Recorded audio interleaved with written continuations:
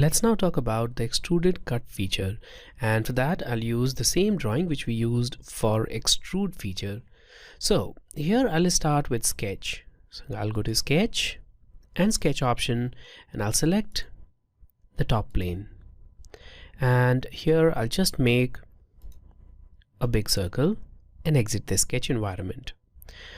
Alright, there we are. Now let's go to this features, and here we have the extruded cut feature. So this is kind of like opposite of extruded base boss feature. So in this case we are adding solid, however in the extruded cut feature we'll be removing the solid.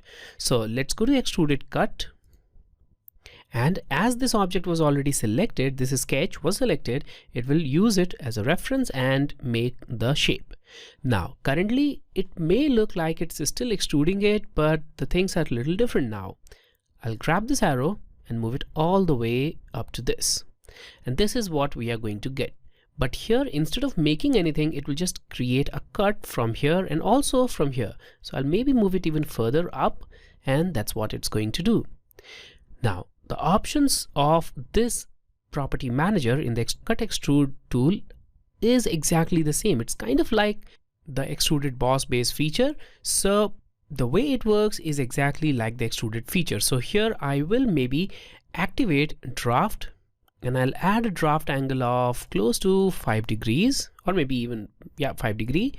All right, there it is. Now also I'll activate direction 2, and I'll make a cut in the second direction. So here also I'll just move it down, maybe slightly up to this point, or maybe a bit further, but not all the way through. Here it is. But if you want to, you can always go to this direction and select through all to make a completely clean cut. Maybe for the direction 1 we can select through all. So there it is. Not for direction 2, however. So there it is. Now if you want to flip the side which is going to be drafted here, you can just click here to draft it outward. So that's going to look like a clean simple shape, but let's just move it back to this. Also, if you want to convert it into thin feature, then click this option, and now it will be converted into thin feature, where the circle will be used as a reference and it will create this kind of shape. So that's what you'll get with a thin feature. So the options are almost similar. Now if you want to see the preview how your drawing is going to look like with this, then go to this preview option, and this is what the feature will look like. So here we have, just because of thin feature, it will create this kind of gap here, the gap here, here, and here. Now I don't want that, so I'll just cancel this out and I'll uncheck the thin feature, and I'll just make a clean cut like this. So with that I'll click OK, and here it is. It will just create the clean cut from this existing solid. Let's now press Ctrl Z to get back to the original one with the sketch, and once again I'll go to extruded cut feature. I'll select this, and now let's go to this thin feature and activate this. This time I will make a thin feature. So here I have selected this direction, and I'll leave this direction, though if you want to you can flip it just with a single click, but in this case let's keep this direction active. Now we have this here, and it will just create this kind of cut feature, but here we can maybe change the thickness. I'll just make it 5 exactly. So there it is, 5 unit. And now with that, I think we are okay with this. So it will cut this, it will cut this feature as well. But now look at this, it is going all the way through this.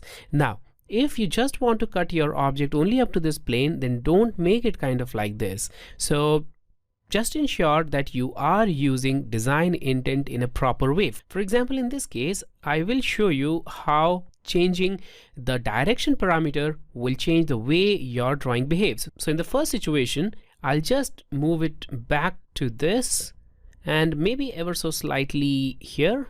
All right, so that it just moves slightly beyond that point. So there it is. And now with that, I'll click OK.